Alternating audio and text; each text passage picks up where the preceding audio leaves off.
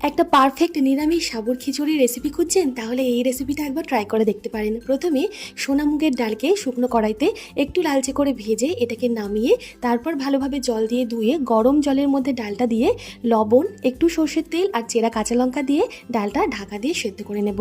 ডাল যতক্ষণে সেদ্ধ হবে সাবুটা ভালোভাবে ধুয়ে ভিজিয়ে রাখবো। ছোটো দানার সাবু ব্যবহার করেছি। ডাল অর্ধেক সেদ্ধ হয়ে গেলে টুকরো টুকরো করে কেটে রাখা আলু আর গাজর দিয়ে আবার ঢাকা দিয়ে আলু গাজরটাও সেদ্ধ করে নেব ডালের সাথে। সব কিছু ভালোভাবে সেদ্ধ হয়ে গেলে দিয়ে দেবো ভেজানো সাবুটা। এরপর একটু গ্রেট করা আদা আর হলুদ দিয়ে সব কিছু নাড়াচাড়া করে ফুটিয়ে নামিয়ে রাখবো।